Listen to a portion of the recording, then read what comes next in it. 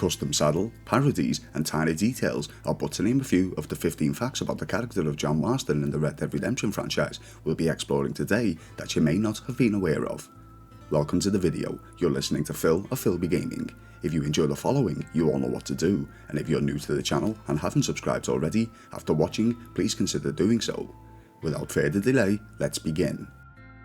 The original voice actors considered for the role of John Marston when casting for Red Dead Redemption were Robert Redford, Robert Duvall, Clint Eastwood, and of course, lesser known actor at that time, Rob Wheatoff himself. Rob Wheatoff ultimately landed the role, bringing his own unique interpretation of John that we know and love today. Both the character and narrative of John Marston were based heavily on the story and character of Deke Thornton of the 1969 Western classic The Wild Bunch. Similar to John, Deke was abandoned by his gang after being shot by the authorities. Deke was also coerced into hunting down his former gang members in exchange for his freedom. Deke also finds himself in the middle of a conflict during the Mexican Revolution involving the military, rebellious forces and his former gang. Very similar to the story of John Marston in Red Dead Redemption. Welcome to Mexico!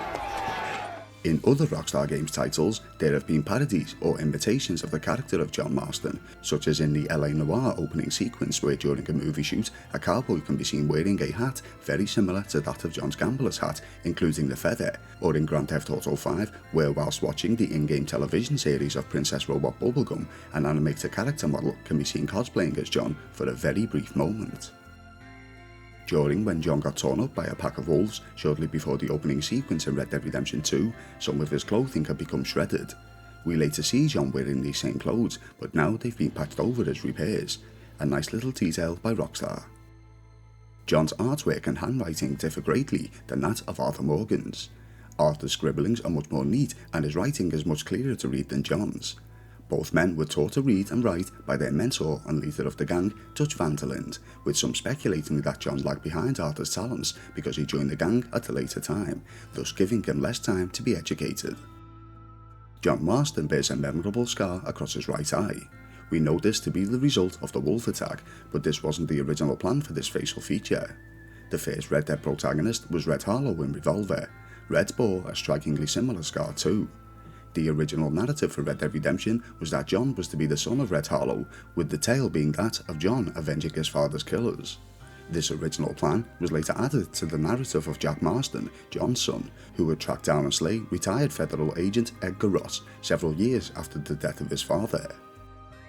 Some players speculate that John Marston is either blind or more than likely partially sighted in his left eye, as there are a few pieces of evidence supporting this.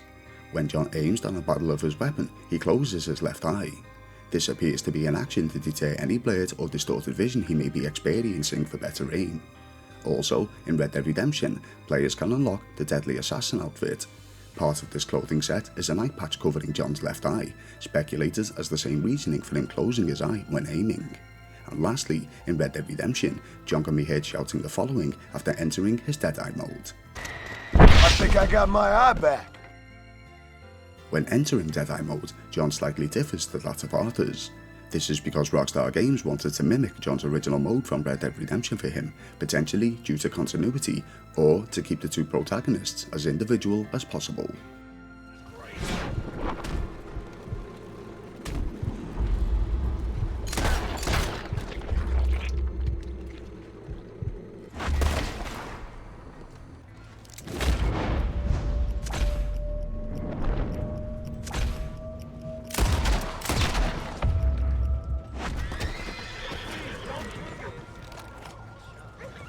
With the exception of some of the older top-down versions of Rockstar titles, such as Grand Theft Auto London, John is one of only two protagonists to feature as the primary characters in more than one title to their respective franchise, the other being Max Payne. John, of course, for the Red Dead Redemption series, and Max Payne in its self-titled franchise. No, if I'm honest, I just got kind of bored of boozing. I mean, once in a while, but not all the time. The characters of John and Abigail Marston both share their forenames with that of the second President of the United States, John Adams, and his wife and second First Lady to the US, Abigail Adams. The pair served to lead the country between the years of 1797 and 1801.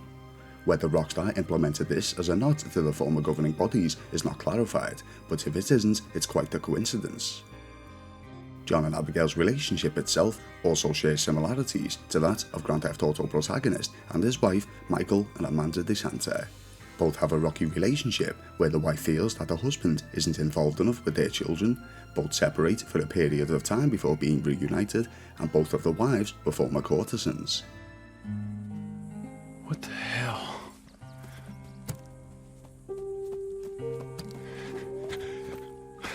You're...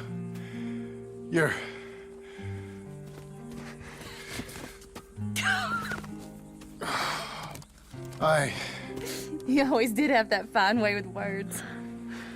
During the prologue mission titled Enter, Pursued by a Memory, whilst Javier and Arthur are tracking down John Marston after he was sent forward to scout ahead, they come across John's now deceased horse atop a snowy mountain. What some may not have noticed is that the saddle in which rests upon the horse is customised with John's initials imprinted on it. In Red Dead Redemption, during a conversation with newfound ally Bonnie McFarlane, John discusses a little about his family. Miss McFarlane, I'm married. I have a son. I had a daughter, but she died. Years before that, I rode in a gang. We robbed banks, trains, held people ransom. We killed people we didn't like. Bill Williamson was in that gang. Now, if I don't capture my former brother in arms, great harm will befall my family. Although John's daughter is not mentioned in Red Dead Redemption 2, set some years before this, many speculate that John's horse, Rachel, was actually named after the deceased offspring. It's believed that the young girl passed some time between 1899 and 1907, and that John named the steed in her honour. Unfortunately, Rockstar Games haven't said a great deal on the subject, with even actor Rob Wheatoff stating during a panel show that he himself is unsure of the answer to this plot hole. When approached by the Pinkerton Detective Agency upon being questioned about his identity, John replies to Agent Milton with the following.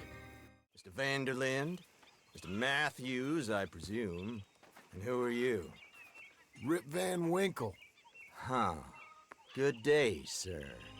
Rip Van Winkle is a self-titled short story published in 1819 which tells the story of a main character whom after a night of heavy drinking awakes to find himself 20 years in the future.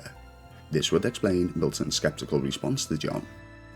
John bears a great deal of similarities to that of Grand Theft Auto Lost and Damned protagonist Johnny Klebitz.